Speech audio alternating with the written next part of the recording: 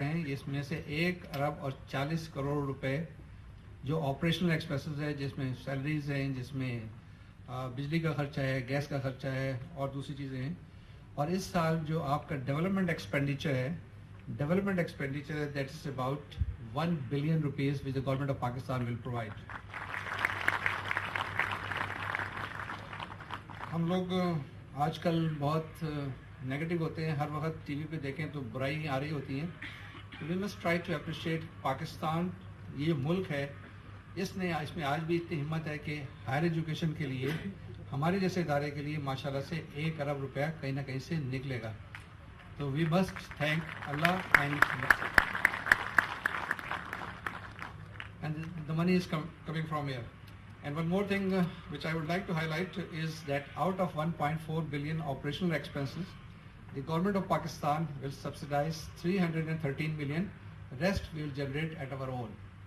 خالی بجاؤ یار.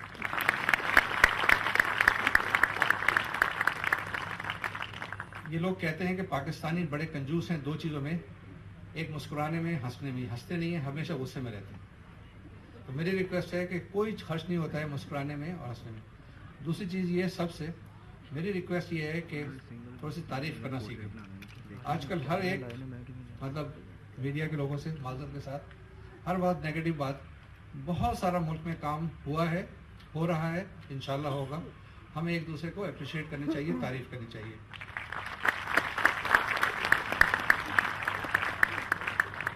So once again I would like to thank you. And آپ سے زیادہ ایجوکیشن کون جانتا ہے؟ You have been the minister of education. ماشاء اللہ سے whatever we can do we are in our own humble way. ہم چاہتے ہیں کہ ہم کنٹریبیوٹ کریں اور آگے بھی اس طریقے سے انشاءاللہ کرتے رہیں. اللہ حافظ.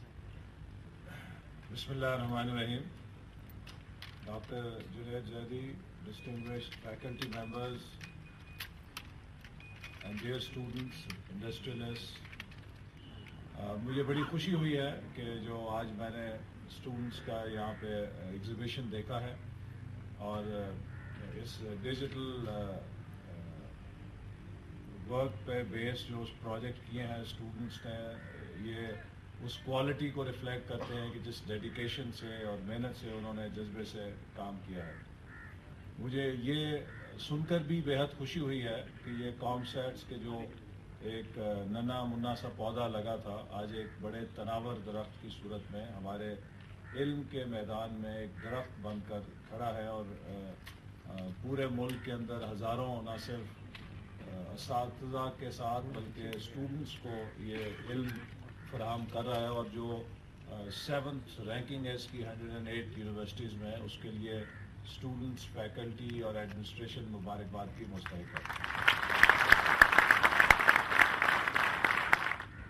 آج کے دور میں جہاں پہ آپ نے یہ ڈیجیٹل ایگزیبیشن کی ہے, میں جو چیز شیئر کرنا چاہوں گا یہ وہی ہے.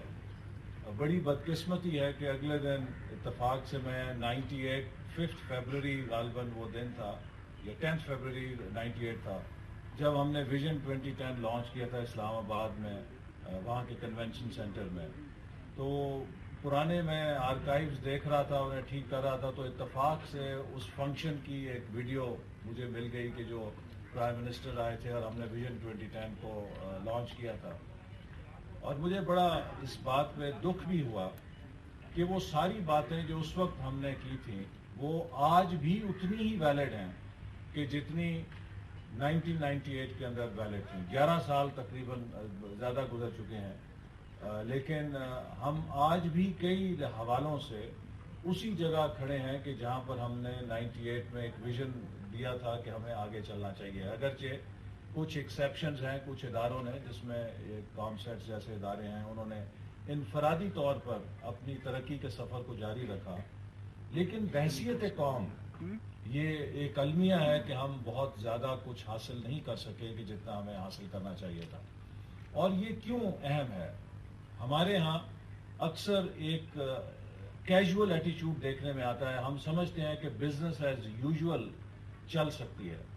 میرے نوجوان اسٹوڈنٹس, میں آپ کو صرف یہ کہنا چاہتا ہوں کہ اگر ہم اس ایک چیز کو سمجھ لیں کہ اب 21ویں صدی کے شروع ہونے کے بعد بزنس ایز یوزول کا موقع ختم ہو چکا ہے. اس وقت ہمارے سامنے دو ہی چوائسز ہیں, آئیدر وی سویم اور وی سنک. اس لیے کہ 21ویں صدی میں دنیا ایک پیراڈائم شفٹ سے گزری ہے, اور پیراڈائم شفٹ وہ ہوتا ہے کہ جب آپ کے کام کرنے کے بنیادی جو ایزمپشنز ہیں, جو ماڈلز ہیں, وہ کسی قوم نے, کسی معاشرے نے ترقی کرنی ہے تو اس کی ترقی کا بنیادی دار و مدار اس کے اندر اس کی نالج کمپیٹنسی کے اوپر اور اس کی کوالٹی آف مین پاور کے اوپر ہوگا. اور کوالٹی آف مین پاور میں فزیکل مین پاور جو ہے وہ ریڈنڈنٹ ہو کے برین مین پاور جو ہے وہ زیادہ ریلیونٹ ہو گئی ہے. اب فزیکل امپائرز کا دور نہیں ہے, اب مائنڈ امپائرز کا دور ہے کہ کس قوم کے پاس کتنی بڑی مائنڈ امپائر ہوگی جس سے وہ دنیا کو اپنے آئیڈیاز کے ذریعے تسخیر کر سکے گی. اس نئے دور اور اس نئے عہد کے لیے ضروری ہے کہ ہم بھی اس مطلوبہ تعداد اور استعداد کی ہیومن ریسورس پیدا کریں جو پاکستان کو 21ویں صدی کے اندر آگے لے جا سکے. اس نالج ریولوشن کے اندر جس میں کہ چینج سب سے زیادہ ڈائنامک چیز ہے, اور اس کا کوئی فلسفہ نہیں ہے جو آپ کو چینج کی سپیڈ بتائے گا. اگر آپ نے چینج کی سپیڈ دیکھنی ہے تو صرف اپنے موبائل فون کے اوپر ایک نظر ڈال لیں کہ آج جو آپ موبائل فون خریدتے ہیں تو 10 دنوں کے بعد آپ کو احساس ہوتا ہے کہ میں 10 دن شاید ٹھہر جاتا تو اس سے بہتر موبائل فون لے لیتا, اور وہ 10 دن میں ریڈنڈنٹ ہونے والا فون پھر 5 دنوں میں بھی ریڈنڈنٹ ہو جاتا ہے. اس قدر نالج ایکسپلوژن جو ہے, اس کی تیز رفتاری جو ہے وہ عمل میں آ رہی ہے. تو جب یہ ہر وقت ایک ابھرتا ہوا علم اور تبدیلی جو ہے ہر سمت سے آ رہی ہے, تو اس کے اندر جو کسی سوسائٹی کو سب سے بنیادی چیز چاہیے وہ اس کی کریٹیوٹی اور انوویشن کی صلاحیت ہے.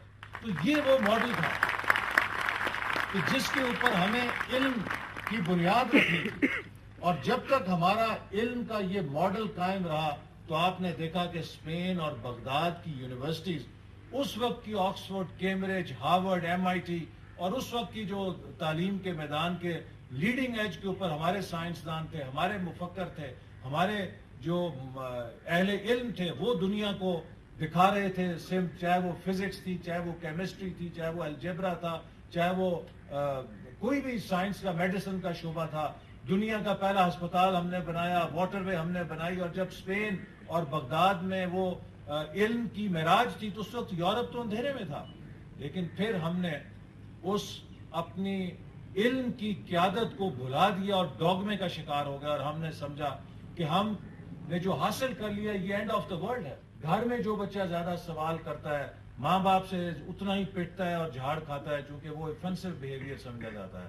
اور اسی طرح کلاس روم کے اندر جو بچہ اسٹوڈنٹ زیادہ سوال کرتا ہے اس کو بھی استاد سمجھتا ہے کہ یہ بہت زیادہ اوفینسو بیہیویئر ہے, اور اس کو اکثر جگہ پہ انکریج نہیں کیا جاتا. لیکن ہم یہ بھول جاتے ہیں کہ جب ہم اپنے نوجوانوں کو استاد کی صورت میں یا ماں باپ کی صورت میں سوال کرنے کی صلاحیت سے محروم کریں گے یا انکریج نہیں کریں گے, تو ہم ان کی کریٹو اور انوویٹو انسٹنکٹس جو ہیں ان کو بھی دبا رہے ہوتے ہیں, ان کو پنپنے کا موقع نہیں دے رہے ہوتے. لہٰذا یہ مجھے خوشی ہے کہ آج کی بھی جو ایک تھیم مجھے وہاں پہ نظر آئی اور جو کہا گیا کہ ان سب پروجیکٹس کے اندر کوشش کی گئی کہ کریٹیوٹی اور انوویشن کو ڈرائیور بنایا جائے اپنی کوشش کا, تو وہ میں سمجھتا ہوں کہ بہت اچھی چیز ہے, اور یہی وہ چیز ہے جو کہ نالج ریولوشن میں ہمیں کام دے گی. لیکن ہمارے نظام تعلیم کی ایک بہت بڑی کمزوری ہے, چونکہ ہم نے بدقسمتی سے 1947 کے بعد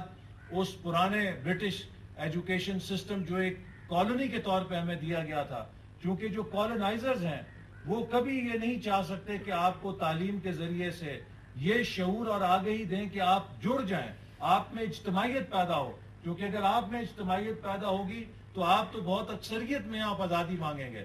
لہذا ایک جو ڈیزائن اسپیسیفیکیشن تھی اس نظام تعلیم کی وہ یہ تھی کہ آپ کو انفرادی سوچ تک اور آپ کو انفرادی رویے تک محدود کیا جائے. لہذا ہمارے ہاں انفرادیت اس حد تک غالب ہے کہ آپ دیکھیے کہ کسی بھی زندگی کے شعبے میں ہم اجتماعیت کو اچھی طرح اس کا اظہار نہیں کر سکتے. مجھے 2004 اور 6 کے دوران مدینہ منورہ میں موقع